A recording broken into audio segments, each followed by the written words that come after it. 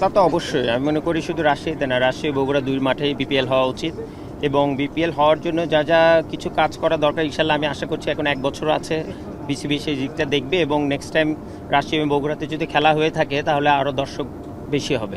তাদের ভালোবাসা দেখে এবং তাদের ভালোবাসা আনন্দ শেয়ার করতে পেরে খুবই ভালো লেগেছে আলহামদুলিল্লাহ। রাজশাহীর হয়ে প্রথম বছর বিপিএল খেলা এবং ট্রফি জয় এটা একটা বাড়তি আনন্দের বিষয় এবং আমি মনে করি যে রাজশাহীর লোকাল ছেলে হিসেবে প্রথম বছর রাজশাহীর হয়ে খেলতে পেরে এবং কাপ জিততে পেরে এটা খুবই আনন্দের এবং খুবই ভালো লাগছে।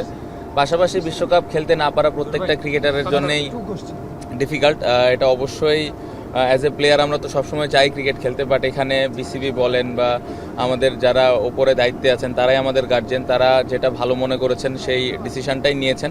বাট এগেন আমি বলবো যে ক্রিকেটার হিসেবে তো খেলতে পারলে ভালো হতো, বাট যেই ডিসিশনটা ক্রিকেট বোর্ড এবং আমাদের গভর্নমেন্ট থেকে এসছে এটা আমি পূর্ণ সম্মান জানাই। রাজশাহীতে সবসময় ফ্যান বলেন বা ক্রিকেটার বলেন সবাই ক্রিকেটটাকে নিয়ে অনেক আনন্দ উল্লাস করেই থাকে এবং এটা একটা ইমোশনের জায়গা। আমার মনে হয় যে একটু আগেই কেউ একজন বলছিলেন যে এখান থেকে অনেক বড় বড় প্লেয়ার অতীতে এসছেন এখনও খেলছেন, সো এটা আমাদের জন্য অনেক প্রাউডের একটা ব্যাপার। অ্যাজ এ প্লেয়ার হিসেবে এটা আমাদের একটা ইমোশনের জায়গা যে আমরা রাজশাহীতে এবার কাপটা নিয়ে আসতে পেরেছি। কারণ আমি যেটা বলবো যে রাজশাহীর যে ফ্যান ফলোয়ার আছে, যেই দর্শক আছে, যেভাবে রাজশাহী টিমটাকে এবছর সাপোর্ট করেছেন এটা অনেক আমাদের মোটিভেটেড করেছে পুরো টুর্নামেন্ট জুড়ে এবং পাশাপাশি আমরা কাপটা তাদেরকে এনে দিতে পেরেছি, এটা একটা প্রাউডের ব্যাপার। সো খুবই ভালো লেগেছে, খুবই আনন্দিত। এই জয়টা রাজশাহীর ক্রিকেট অনেক দূর আগাতে সাহায্য করবে, কারণ এখানে অনেক ইয়াং ক্রিকেটার আছে যারা স্বপ্ন দেখেন যে বাংলাদেশ টিমে খেলবেন, বিপিএল খেলবেন। সো আমি মনে করি যে এই জয়টা তাদেরকে অনেক হেল্প করবে। পাশাপাশি যারা রাজশাহীর দায়িত্বে আছেন,